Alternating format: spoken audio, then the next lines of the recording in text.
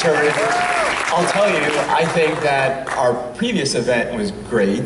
This one is better, but the best one will be the next one that we have. And I think it's going to be better because 2 years from now, when I mention Wendy Davis's name, you won't have a clue who I'm talking about. You know, so when I was asked if I would introduce Konnie, I said absolutely. You know, she lives in my district, and I need every vote that I can get. I need to have that. But the truth is, really, that while Wendy Davis was in Austin wearing her sneakers, Konnie was in the district, and she was talking to voters in Senate District 10, and she was learning, and she was listening about what they wanted. And I remember talking to Konnie on that day while Wendy Davis was filibustering, and I was just hitting refresh on her Facebook, and just watching the likes just keep going up and up, as people in Senate District 10 knew that they had to find someone else. They had to find someone else to replace Wendy Davis. And that person is Konnie. She's been a conservative grassroots activist for as long as I've known her. So with that, I would just like to introduce our friend, my constituent, but your next Senate from Senate District 10, Konnie Burton.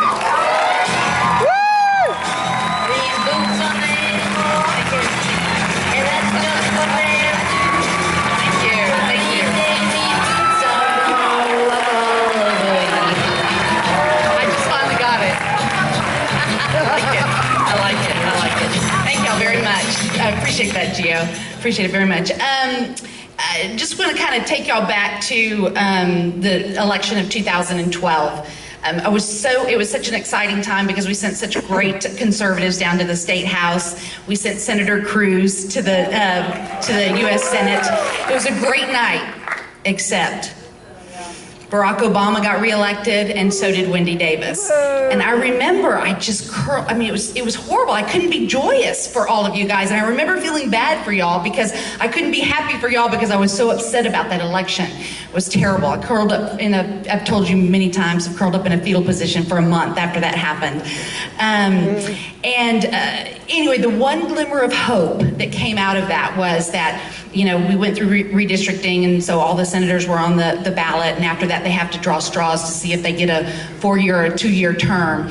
And fortunately for us, Wendy Davis drew the 2-year straw. I was like, yes, we at least get a do-over with this election. And so immediately, because I'm one of you, and it's what we've been doing together for years now to help get these great conservatives elected, what I started doing was trying to figure out who we were going to have run against Wendy Davis. I guess I drew that short straw. So anyway, with encouragement and all of that, I did get into the race. It was back in April of last year. It was before Wendy Davis got out of the race, which has always been a great disappointment to me because I really wanted to run against her. But anyway, and like Gio said, it was quite incredible. We were the only ones in the race while she still was in, and the night of the day of the filibuster and the days preceding, social media was incredible because people were looking for an alternative to Wendy Davis. I always said, Wendy Davis in the district is very different than who she was down in Austin, and we needed to shine a light on that. And that's what my plan was when I was going to run against her. Of course, she helped me in that with that filibuster. So anyway, we went on, with the race. She did get out of the race to run for governor. Then we had 4 other opponents jump in the race. But with your help, because this has been a ground game from day one, and we couldn't have done what we did, just like everybody else has said, we couldn't have done what we did without your help. In a 5-person race, we got 43% of the vote with somebody with no name, right? You know, so it's all because of you, and I'm so very, very grateful. So then we had a runoff with a 2-term House member, and we won that 60-40, again, because of all of you. Give yourselves a hand for that. Like I said, this is a ground game for us. It has been from the get-go. We are also knocking on doors. It's incredible the amount. We've got a great team. I'm knocking on doors. They're knocking on doors.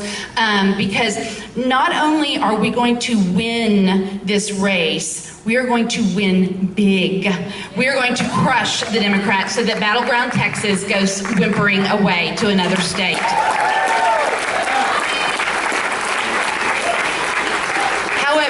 just want to temper all the excitement. You know, some of these guys don't have opponents, some of us do. And while Wendy Davis is not in this race, I do have an opponent. Her name is Libby Willis. She is a Wendy Davis Democrat. And don't let her tell you anything different. That's what she is. She is getting backed by Planned Parenthood, Annie's List, and Trial Lawyers Associations. We cannot take this race for granted, okay? A lot of people are because there is a lot of enthusiasm, we've got a lot of support, everything's going great, we're in a strong position, but we don't have this race. And I just wanted everybody to realize that. This is the only swing Senate district in the state of Texas, battleground Texas, the Democrats, the trial lawyers, they're not going to just roll over and let this go easily. These next couple of, well, what are we now, under 60 days? These next days ahead of us are probably going to be the worst of this whole campaign. Who knows what they're going to be throwing out? So I'm going to need your help. Continued help, as all these others that have opponents do. We're going to need your help on the ground, continuing to get the word out, donations. We've got team members here that have a piece of paper that tells you what we're doing and how you can help and where our office is and that kind of thing. I would greatly appreciate it if you would just continue to do what you've been doing and come through strong for us in these last days before the election, because we absolutely must take this seat back and show the Democrats in battleground Texas, you know, that we are not going to sit by and let them keep this district. More than anything, I just want to thank you all for your help, and I want to encourage you to not give up yet and not think that we have this, but that we've got to work harder than ever so that on November 4th, we're going to have one hell of a victory party, because we are going to take back Senate District 10. Thank you very much.